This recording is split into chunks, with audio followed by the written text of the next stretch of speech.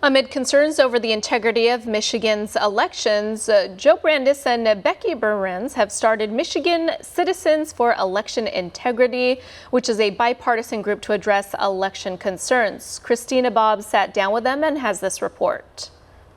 Joe Brandis and Becky Behrens, the president and vice president of Michigan Citizens for Election Integrity. You started your group here in Michigan shortly after the 2020 election. What types of efforts are you making here in Michigan for election integrity? So for election integrity, really what we're trying to do is do a lot of deep dive into all the information that's been out there. There's been a lot of affidavits put out there, there's a lot of information. What we're trying to do is bring it all together and get it out to the public, because there's not a lot of people who have heard the stories that are out there. Right. Michigan has been one of the quieter contested states from the 2020 election. And what are some of your important findings that you want people to know about? We feel there's a lot of misinformation, a woeful lack of knowledge about what happened in Michigan, particularly with respect to Michigan citizens. They need to know the truth and the real events that happened, for example, at TCF Center. And even our legislators need much more education on that, because they're not willing to step forward and acknowledge the lawlessness and the lack of attention to honesty and integrity that grassroots people very much understand and realize. And you've been central in coordinating grassroots efforts and coordinating local citizens to get involved and really take a closer look at your elections. And you've heard dozens, if not hundreds, of stories of people that were involved in the 2020 elections. What are some common themes that you're hearing of people that were involved in the election? So one of the big things we're trying to do too is brand it as the least secure election in history instead of the most secure.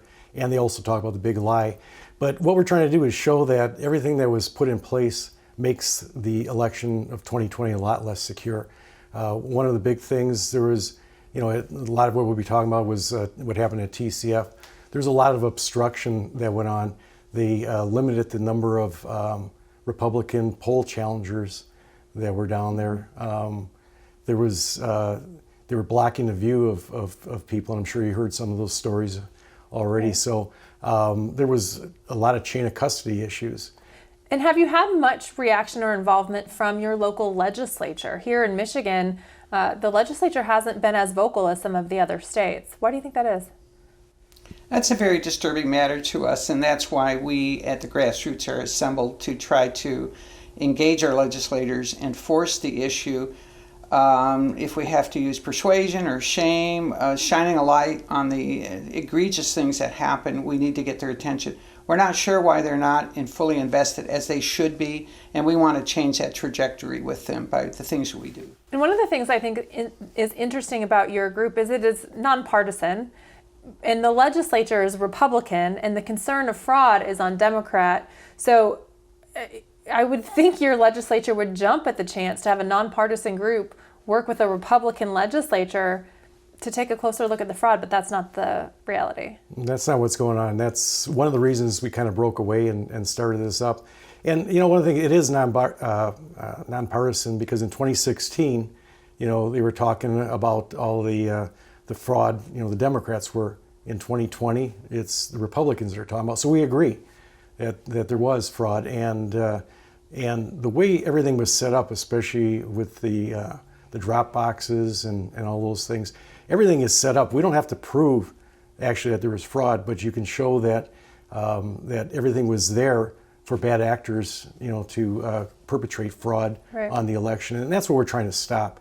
Is everybody should want to have a secure election, because if you want to affect change in your community, you have to believe that the people you're voting for were legally elected, and that's how you institute change. Well, thank you both for your efforts and for your time telling us about it. Thank you. Thank you. Want to see more videos like this? Visit OAN.com for immediate access to all the clips you've been waiting to see.